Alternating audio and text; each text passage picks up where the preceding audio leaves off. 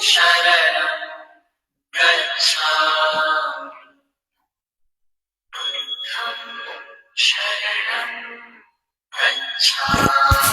มัสการพ่อแม่ครูบาอาจารย์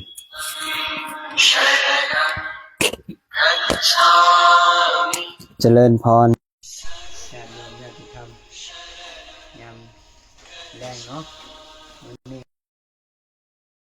มีข่าวดีมาบอกกับญาติโยมญาติธรรมทั้งสี่ทิศเพราะว่ามื้อนั้นบวชแล้ว2 รูปมื้อวันที่สิบวชอีก2 รูปขออนุโมทนาญาติธรรมทั้ง4ทิศจะบวชสามเณรผสมบทเป็นพระ2 รูปในวันที่11นี้อยู่วัดภูข้อขออนุโมทนากับโยมไม่ออกเวียงแก้วญาห่านกินแซ่บพร้อมทั้งครอบครัวพาไต1 สุดแล้วก็ไม่ออกแม่ทำพร้อมทั้งครอบครัวพาไต1 สุดแล้วก็แม่ชีแววแม่ชีมาขานพร้อมทั้งครอบพร้อมทั้งญาติธรรมแม่ชีเพิ่งแล้วก็แม่ตุนนางหวานนางอารุณนี่พร้อมเพื่อนขออนุโมทนาสาธุในญาติธรรมที่อยู่เมืองไทยโยมคลองน้ำเป็นเจ้าภาพใส่ซองอุปชาแล้วก็วาจาใส่ขวาแล้วก็หัตถบาท8,000 บาทแล้วก็ร่วมกับโยมอีก 2-3 คนนี่ล่ะ 2-300เรียกว่าญาติธรรมที่บ่ได้เอ่ยชื่ออีกประมาณจาก 3-4 คนเนาะขออนุโมทนาบวชในครั้งนี้เพียงพอแล้วเนาะขอปิดเนาะญาติโยมนี่ก็คนที่บวชเนี่ยก็สามเณรคืออย่างจาริกธุดงค์ร่วมแต่เพิ่นอยู่วัดภูข้อมื้อวันที่7นี่สิไปเฮ็ดสังฆทานอยู่วัดแก้วบุญทันแล้วก็ออกจากนั่นแล้วก็จังสิไปวัดภูข้อต่อแล้วก็เณรนิพากรจะผสมบทเป็นพระขออนุโมทนาโยมญาติธรรมให้เบิ่งในโลกนี่เพิ่นอยู่นี่เนาะองค์นี้ที่เพิ่นอยากบวชเพิ่นติดต่อมาตั้งแต่ปีที่แล้วเพิ่นว่าเพิ่นเบื่อเพิ่นหน่ายทั้งโลกการหาเงินบ่มีมือสิ้นสุดโอ้หายากได้ญาติโยมญาติธรรมหายากที่สุดที่ว่าคนจะเอ่ยคำนี้นิพพิทาเบื่อหน่ายในทางโลกหายากเหลือเกินแต่ครูบาไปเจอคนนั่นนี่โอ้ครูบาขอโมทนาสาธุครูบากะสีเหตุแบบนี้สีบวชไปเรื่อยๆจนที่สอบพบเจอบุคคลที่ใส่ศรัทธาและความเพียรว่าคำว่าเบื่อหน่ายในชีวิตทั้งโลกนี่แหละคนจะบำเพ็ญเพียรภาวนาคนที่จะใส่ศรัทธาและใส่ความเพียรคนที่เบื่อหน่ายนี่แหละเป็นจังใดสามเณรคิดจังใดที่เจ้าจะบวชเห็นความทุกข์กันหน่อยเห็นความทุกข์เนาะเห็นความทุกข์จากสิ่งที่เราเริ่มเกิดมาแล้วเราได้รับผลกรรมนะครับสิ่งที่เราเห็นลงไปแล้วมันจะทอนเรามันทุกข์แล้วมันบ่มีทางออกขนาดเราเคยพังธรรมะยักษ์เถื่อกันเกิดเป็นคนไปวัดไปเลยสิถ้ามาทุกข์ร้ายแล้วก็มาเปิดหนึ่งพ่อแม่ครูบาอาจารย์ละองค์ซึมซับแล้ว เริ่มเข้าใจค ขออนุโมทนานำเด้อ ำโดย อืม ถ้าทั้งโลกอะมันเป็นแบบว่าพออยากได้อยากหยังเลย ออกจากระบบ อยากออกจากระบบ ออกจากความถูกข์เนาะ โดย ขอครูบาขออนุโมทนานี่แหละญาติโยมญาติธรรมหาบุคคลแบบนี้หายากเหลือเกินครูบาตามหาคนที่เบื่อหน่าย นี่แหละ คนที่จะ อันนี้ครูบาบอกการันตี แต่ครูบาการันตีในใจของครูบาเอง ที่ตัวของครูบาเองเด้อนี่เด้อคนที่เบื่อหน่ายทั้งโลก และเข้ามาสู่ทั้งธรรมบุคคลเนี่ยอย่างน้อยๆนะ จะใส่ความเพียรอันสูงสุดของชีวิตของเขา เพื่อทุ่มเทการบำเพ็ญเพียรภาวนาการปฏิบัติ การสิเหตุให้อาสวะในจิตในใจตัวเอง ให้มันเบาบางคนที่เบื่อหน่ายเขาเอิ่นว่าทางภาษาธรรมเขาว่า นิพพิทาเบื่อหน่ายและค่ายกำหนัดเห็นบอกทุกสิ่งทุกอย่างในโลกใบนี้คันสิ่งใดเจ้าพอใจ สิ่งใดเจ้าหักเจ้าสิออกจากสิ่งนี้บ่ได้เห็นบอกผัวเมียที่อยู่นำกันหักกันแพงกันก็ย้อนบอกความหักเห็นบอกเวลาเขาปากันย้อนหยังย้อนเขาเบื่อหน่ายเขาถึงปากันนี่เขาเอิ้นว่าอานิจจังมันบ่เที่ยงว่างผ้าไตรลงก็ได้นี่แหละข้าจะขอโมทนาบุญนำครูบาถามเบิ่นมือแรกเป็นหยังถึงเจ้าอยากบวชเขาหน่อยเมื่อยในการหาเงินเมื่อยการต่อสู้ทั้งโลกเนาะเพราะว่าในโลกใบนี้ทุกสิ่งทุกอย่างจะมีเฮือนจะมีบ้านจะมั่งมีสีสุขล้วนแต่ของใส่สัวข้าวมีเงินมีเกียรติมีสื่อเสียงมีตำแหน่งยศใหญ่ๆสุดท้ายมากก็ต้องแตกสลายเจ้าสิมีสำใดก็มีถ้าเจ้าบ่มีสติปัญญาออกจากความถูกข์ถือว่าเจ้ายังถูกอยู่ถือว่าเจ้ายังจนอยู่ถ้าบุคคลใดผู้จักบาปบุญคุณโทษผู้จักการบำเพ็ญเพียรภาวนาการเจริญเมตตาบุคคลนั้นจะอยู่สูงเห็นบอกอยู่บอกง่ายๆอยู่ประเทศนอกคนที่บ่มีศีลบ่มีธรรมมีเงินมีค่ำเฮ็ดหยังซื้ออาวุธสงครามยิงกันแล้วพบให้ตายพิจารณาเบิ่งตายเลยเสียชาติเกิดบ่ให้ได้เกิดมาเป็นคนกว่าจะได้เกิดมาเป็นคนมันยากส่ำใดเกิดมาเป็นคนแล้วกว่าจะพ่อพระพุทธศาสนาพ่อพระธรรมคำสอนอีกยากส่ำใดอีกเกิดมาแสงสว่างแล้วเฮาจงกลับไปแสงสว่างซะอย่ากลับไปมืดอีกเลยเฮาตั้งใจหาเศษบุญพลอยขยะของโลกหาเท่าใดก็บ่พอ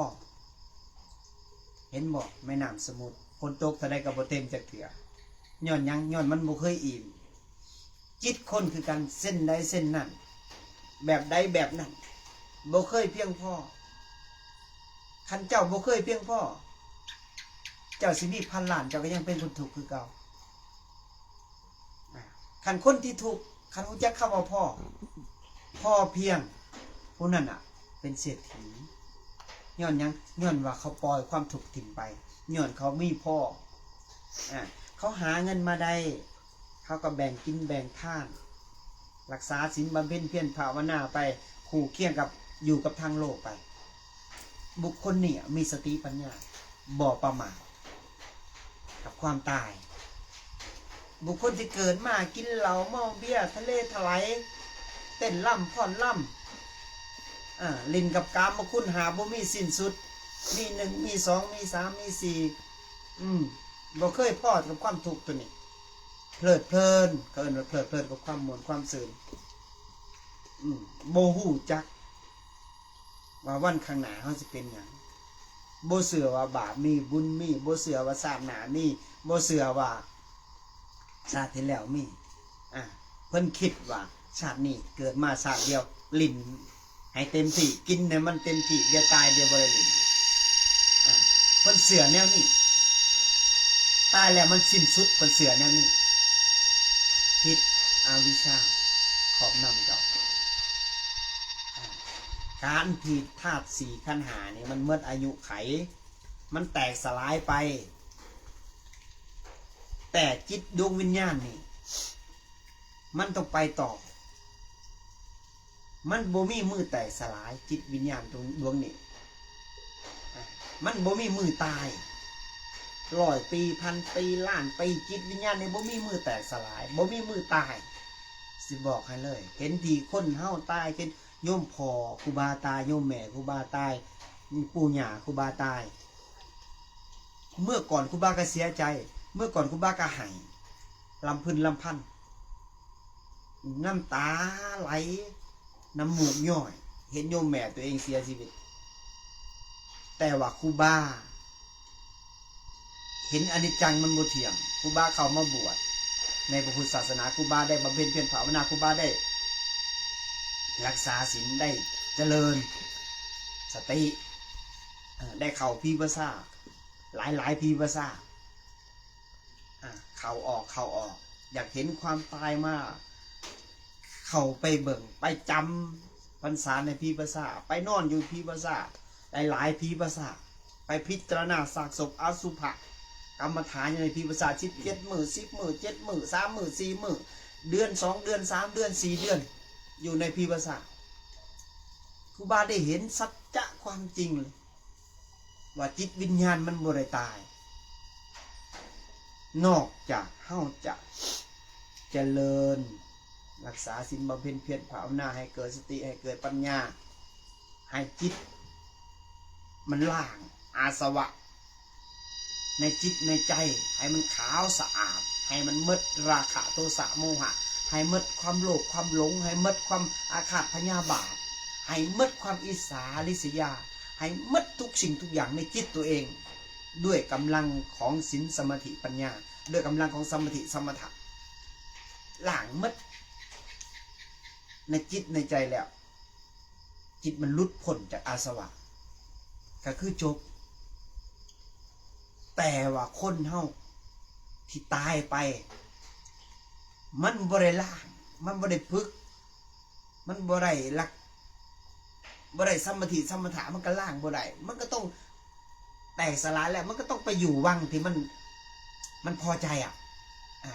วังไหนที่มันพอใจวังที่มันอยู่เลิกๆที่สุดมันพอใจไปอยู่ล่างใหม่เปรียบกับเสมือนกับงูลอกคราบเวลางูลอกคราบมันก็เป็นงูตัวใหม่คนเฮาคือกัน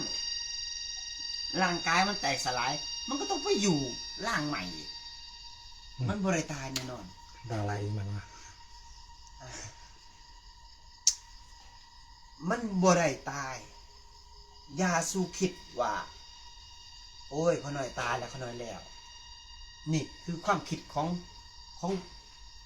คนที่ว่าบ่ได้ศึกษาและกับบ่ได้ฝึกจิตบ่ได้ฝึกใจตัวเองนี่แหละเขาเกิดมาเป็นคนย้อนหยังย้อนธรรมชาติย้อนเฮามีบุญย้อนเฮาเคยรักษาศีลบำเพ็ญเพียรภาวนาย้อนเฮาเคยสะสมบุญบารมีย้อนเฮาเคยสะสม ที่เฮาเฮ็ดสิ่งดีๆมาที่เฮาเฮ็ดเคยเฮ็ดคุณงามความดีมาเฮาจะได้เกิดมาเป็นคนเฮาจึงได้พอกพระธรรมคำสอนพอกในพระรัตนตรัยเพราะฉะนั้นเฮาเกิดมาเป็นคนแล้วเฮาอย่าลืมเลยเฮาพิจารณาดีๆว่าเฮาเกิดย้อนหยังและเฮาสิไปจังไดไปสู่แสงสว่างได้จังไดเฮาก็ต้องกลับไปทวนเบิ่งว่าเฮาเกิดมาย้อนเฮาเคยให้ทานให้รักษาศีลเคยบำเพ็ญเพียรภาวนาเคยเจริญเมตตาเฮาต่อไปเฮาสิไปต่อได้จังได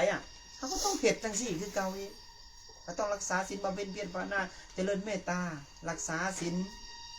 รักษาจิตรักษาใจรักษาบ่ให้มันไปชอบไปตำหนิตีเตียนชาวบ้านเขารักษาให้มันอยู่ในจิตเฮานี่ให้มันทำลายอยู่ในจิตให้นี่การเจริญสมาธิสมถะการเจริญเมตตาให้มันจิตใจมดอาสวะในดวงจิตดวงนี้เฮาจังสิไปสู่แสงสว่างเลยถ้าเฮามืดบอด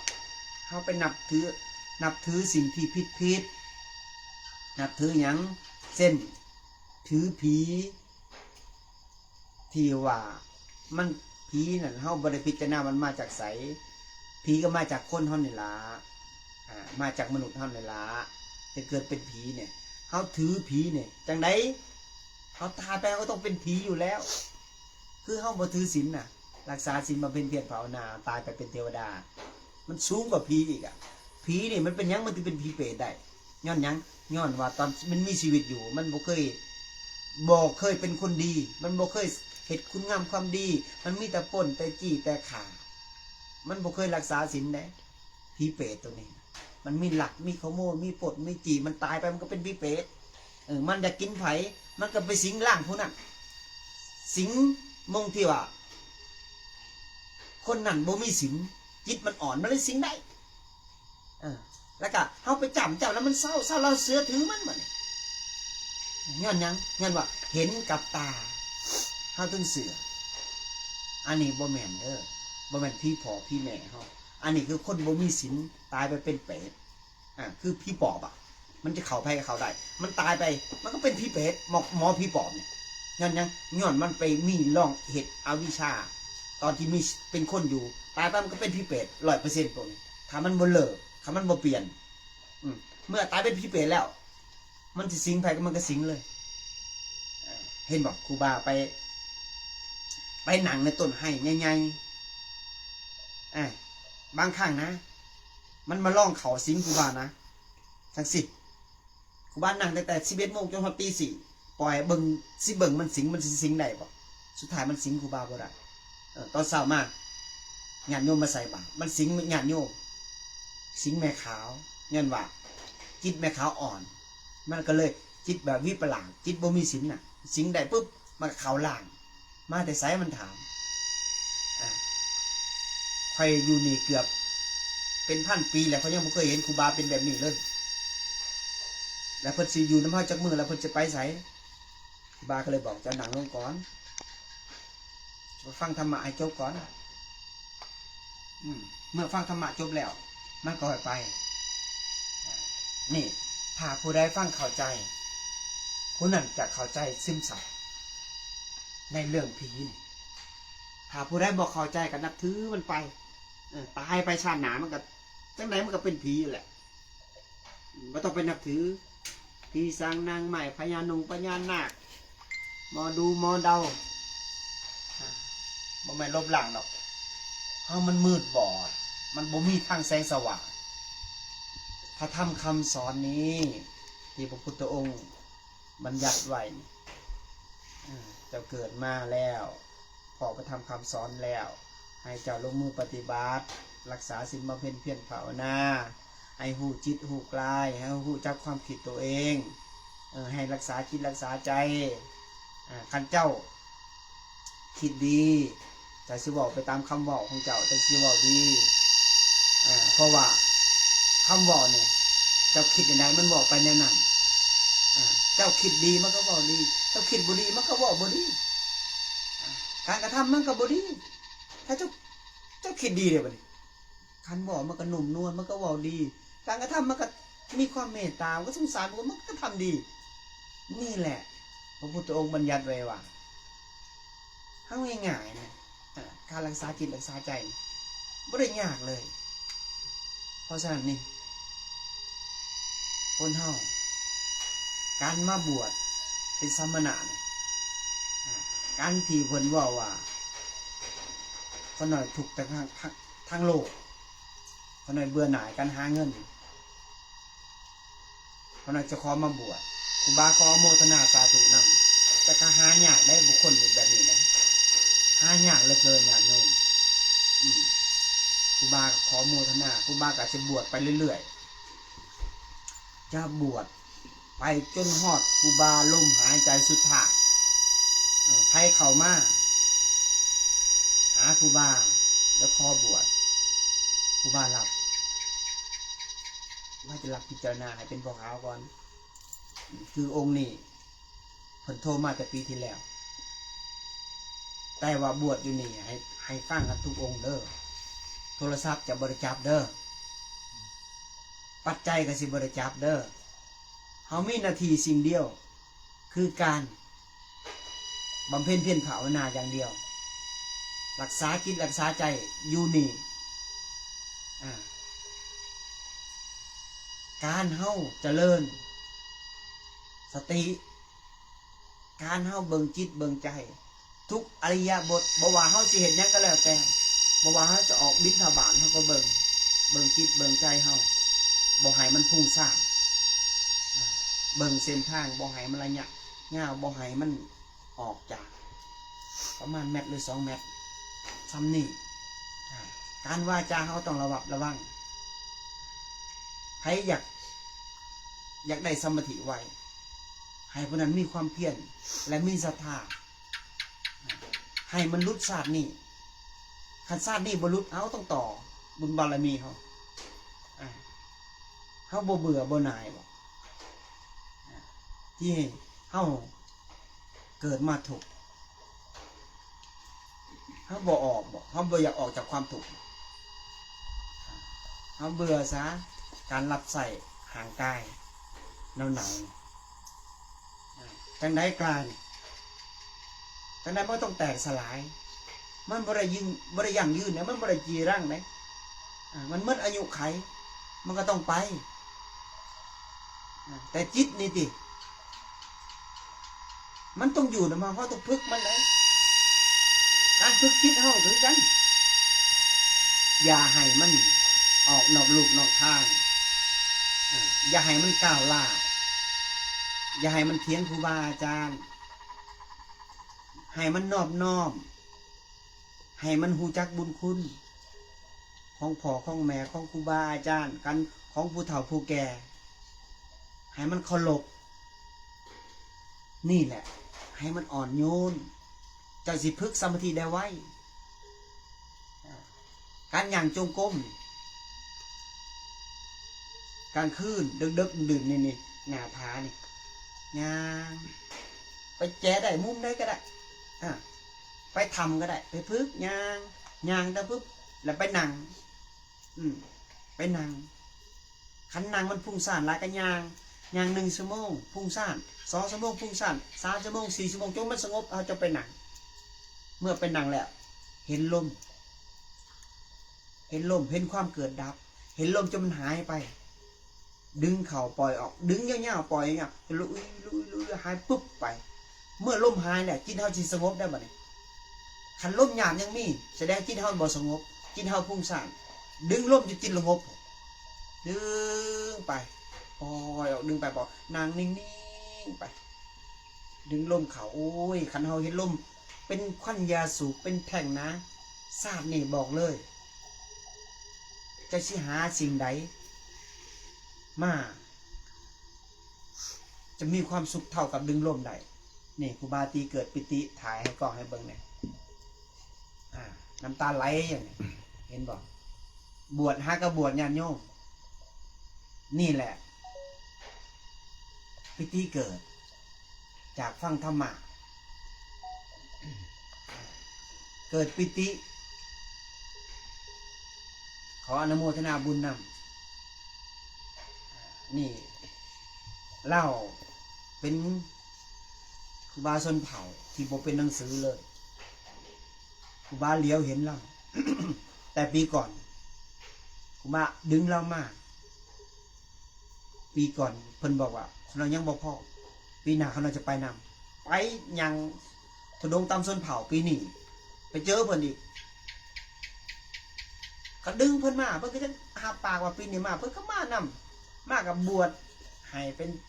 เถนกับบวชให้เป็นสมบูรณ์ให้เป็นพระบ่กี่มื้อนี่เบิ่งกันเด้อ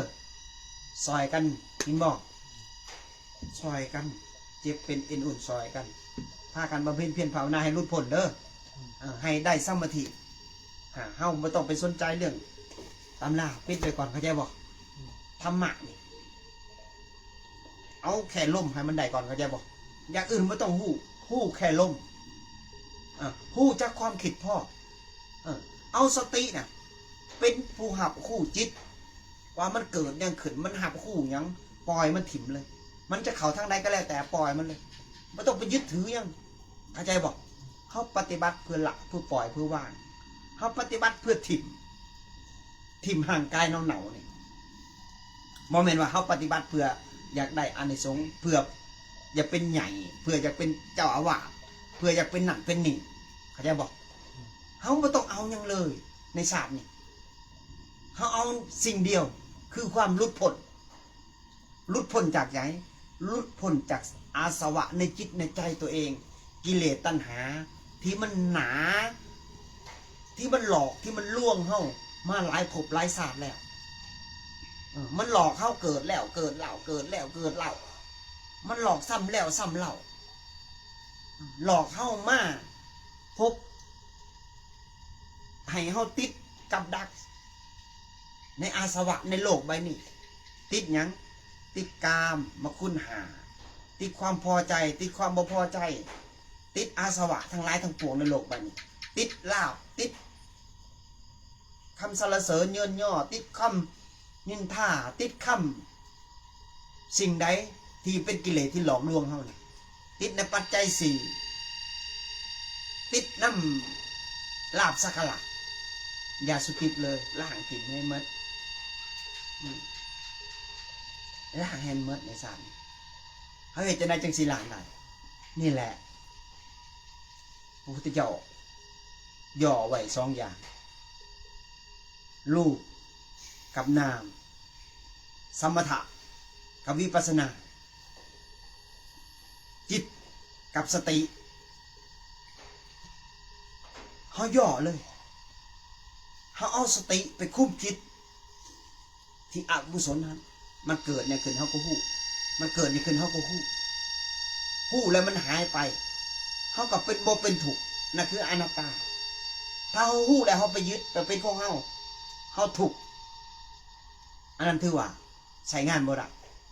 ตาหู้แล้วเขามีความสุขสูงขึ้นแล้วถือว่าใช้ได้ตาหู้แล้วถูกเขาบ่จะเป็นต้องหู้มันไอ้ยังก็แล้วแต่ในโลกใบนี้ท่านหู้แล้วเขามีความถูกอย่าจะหู้มันทุกสิ่งทุกอย่างในโลกใบนี้ท่านหู้แล้วมีความสุขนั่นเขาเอาสิ่งนี้สิ่งเดียวพ่อมันจะเกิดได้ขึ้นกับพ่อเอาหู้โอ้อันนี้มันบ่เป็นตัวตนของเขาโอ้มันเป็นบ่เป็นความคิดของเขาไม่ต้องไปปรุงแต่งซอยมันบางคนหู้แล้วหน้าบูดจุกหูย้อนยังย้อนมันบ่เสือเพราะว่ายังย้อนว่าจิตมันต่ำเนี่ยจิตมันบ่ยอมรับฟังจิตมันบ่ยอมรับความจริงไงเข้าใจบอกความจริงคือยังคือร่างกายเนี่ยมันบ่เป็นตัวของเฮาจิตมันบ่เป็นของเฮาความคิดมันบ่เป็นของเฮาเอาจิตไปยึดเห็นยังล่ะเขายึดเขาก็ถูกเป็นบอกเพราะฉะนั้นเขาจะยึดมันปล่อยมันเลยทุกสิ่งทุกอย่างถิ่นมันไปลอยหน้ามันไปเขาหู้จังว่าหน้ามันไหลไปลงสู่ใต้เจ้าคิดบอกว่ามือหนึ่งมันจะไหลขึ้นเหนือมันหนามีบอกมีโอกาสบอกมีบอกบ่มีเนาะคนเฮาคือกันคันตายไปแล้วมันมีโอกาสเกิดมาเป็นคนบอกมีบอกบ่มีเลยน้ำเส้นใดเส้นนั้นให้เจ้าเสือเด้อ สัจจะความจริงคือพุทธเจ้าบัญญัติไว้เอานิ้วจิ้มลงพื้นดินนี่วันนี้มันติดจังเม็ดคนทั้งโลกอ่ะอันนี้คือกันน้ำไหลลงสู่แม่น้ำทะเลต่อให้ทะเลสูงสำใดลอยชาติใดมันจะสูงน้ำมันจะไหลขึ้นเหนือมันเป็นไปบ่ได้มันบอกน้ำไหลขึ้นภูเขาเป็นไปบ่ได้นี่แหละศาสตร์นี่ไผศรัทธาพระพุทธองค์ให้ศรัทธาพระพุทธเจ้าอย่าสุรอย่างโจงกรมหนังสมาธิพึกสมถะให้มันแข็งแกร่งเมื่อมันแข็งแล้วเจ้าที่ใส่ยังก็แล้วแต่เจ้ามีกำลังนี่นะเจ้าสิไปใส่ก็ได้เจ้าสิขามแม่น้ำก็ได้เข้าใจบอกกำลังมันเหนือทุกสิ่งทุกอย่างมันตัดยังก็ได้มันไปใส่ก็ได้กำลังมันเหนือน่ะคือมันมีแห้งอ่ะมันขามแม่น้ำก็ได้มันลอยนะขามแม่น้ำก็ได้ถ้าเจ้าบ่มีแห้งเนี่ยจะสิลอยได้บ่นั่นย้อนว่าจังซี่แหละเขาต้องฝึกสมถะให้มันแข็งแกร่งเขาถึงจะขามแม่น้ำได้เพราะฉะนั้นเฮาอย่างจงกรมเบิ่งซ้ายขวาให้มันเหนือให้มันสงบเมื่อจิตสงบเนี่ยมันมี2รูปแบบได้บางคนก็ไปนั่งพึกนั่งรับว่าตัวเองสงบโอ้ยบ่แม่นอันนั้นมันนั่งรับขาดสติแล้วมันถึงรับการนั่งสมาธินี่บ่มีรับนั่งนิ่งๆเลยครูบาคืนนี้จะซิก7 มื้อ 7 คืนหลังครูบาบ่พิงนั่งเป๊กเลย3-4 ชั่วโมงครูบาเปลี่ยนอริยบท3-4 ชั่วโมงครูบาเปลี่ยนนั่งย่างยืนนั่งย่างยืนอยู่นี่3อริยบทนั่งเป๊กบ่เองสายเองว่าบึงตั้งหมันในลมอย่างเดียวเมื่อมันอิ่มแล้วมันออกมามันก็ย่างต่อถ้าเป็นนั่งรับเขาเอิ้นว่าคันเฮาพึกหลับมันติดหลับมื้อหน้าเฮาหลับอีกมื้อฮือเฮาหลับอีกแล้วทีนี้เฮาจะหลับต่อไปเฮาก็ชนะนิวรณ์บ่ได้จักเทื่อเลยเพราะฉะนั้นคันมันอยากนอนมันง่วงเฮาไปล้างหน้าแล้วก็ย่างอริยบทย่างจงกรมย่างมันขึ้นซอดแจ้งก็ได้บ่จะเป็นต้องนั่งดอกมือใดมันแข็งแกร่งค่อยนั่งให้มันเดี๋ยวครูบาจะพาขึ้นหน้าผาทำก็มี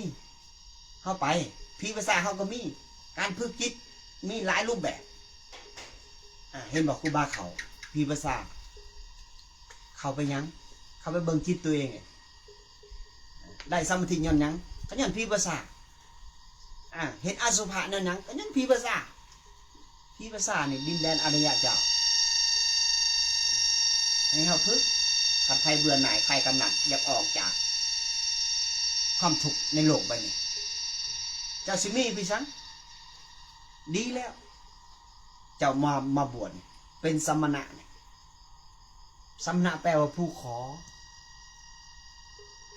นี่คือการบ่มีการดิ้นรนแล้วเขาจะบอกต่อทางโลกแล้วคือขอนี่บิณฑบาตได้เท่าไรก็ซ้ำถ้าเป็นผู้ขอเนี่ยทางโลกเขาบ่ยุ่งเกี่ยวเลยเด็เพราะฉะนั้นเขาจงตั้งมั่นอยู่ในผ้าเหลืองบำเพ็ญเพียรภาวนาให้มันหลุดพ้นนี่แหละศรัทธาที่แท้จริงทางโลกมีสิทธิ์บอกมีสิทธิ์แต่ว่ามันก็ต้องต่อสู้กับทางโลกต่อสู้เรื่องกินเรื่องอยู่มันก็ลำบากเฮานี่สมณะผู้ขออย่างเดียวผู้ที่บ่มีตัวตนเด้อบ่มีตัวตนบ่มีเกียรติบ่มีศักดิ์ศรีบ่มีตัวตนบ่มีทิฏฐิมานะบ่มีอัตตาทำลายให้มันหมดเฮาขอทานแล้วก็มานั่งบำเพ็ญเพียรภาวนาเจริญสติเจริญปัญญาให้มันละอาสวะในจิตในใจตัวเองนี่แหละอาจจะว่าประเสริฐแล้วผู้ใดละทางโลกมาบวชผู้นั้นประเสริฐผู้นั้นเห็นไพ่ในวัฏฏะเด้อผู้ใดนั่งเพลินทางในทางโลกใส่กามบ่มีมือสิ้นสุดติดความมวลความสื่นผู้นั้นก็ยังประมาทต่อความตายเพราะว่าความตายแค้นคอทุกวันเนี่ยตื่นเช้ามาเห็นหน้าว่ายังปนาห้ามอย่าประมาทเด้อมีคำถามมาหลกบ่มีเนาะสุดท้ายก็ขออนุโมทนากับญาติโยม อ่ะมือวันที่7นี่ครูบาจะไปเหตุสังฆทานอยู่วัดป่าแก้วบุญทันน้ำพระอาจารย์แก้วอุดรญาติโยมพายักโมเฮ็ดน้ำกับฝากก็ได้เด้อไปแจ้งเพิ่นให้เลยพิมพ์บอกกับโมท่านพระภิกขุสงฆ์ได้ข่าวว่าอาจจะ300ปลายรวมทั้งเมซีแม่ค้าก็400ปลายหลายขนาดสงฆ์หมู่ใหญ่วันที่7นี่จะไปวันที่8ก็สิไปหับญาติโยมมาแต่ภูเก็ตญาติธรรมจะมาเฮ็ดมาคุยกันอยู่นี่แหละจะไปรับอยู่มุกดาหารครูบาก็สีไปรับเพิ่นอยู่มุกดาหารเลยมื้อวันที่8มาแกงกอกบ่อยู่ตรงนี้อันฝนตกเส้นทางกับบ่ค่อยดีปานใดแต่มาได้ว่ามาได้แต่ว่ามันมึนหน่อยนึงเนาะแล้วมันลำบากแล้วไปเจอกันอยู่แกงกอกดีกว่าไปคุยกันอยู่หันมีหยังก็คุยกันพบปะกันอยู่หันนี่ก็ขออนุโมทนากับญาติโยมที่เป็นเจ้าภาพครูบาก็สิไปพิจารณาขากล้องกับตู้ไว้แสดงธรรมกับไม้ตู้น้อยๆเพราะว่าเวลาไหว้พระมันใส่แต่เสียงสดหลายมันก็เจ็บคอเนาะมันบ่ไหวสามเณรก็ได้พึกนำขออนุโมทนากับญาติโยมที่เป็นเจ้าภาพเด้อแม่ออกเลี้ยงแก้วหญ้าห่านกินดื่มห่านกินแซ่บเนาะกับพร้อมทั้งครอบครัวแล้วก็แม่ตู้ค่ำพร้อมทั้งครอบครัวพาไตอย่างละ1สุดกับแม่ชี้แววแ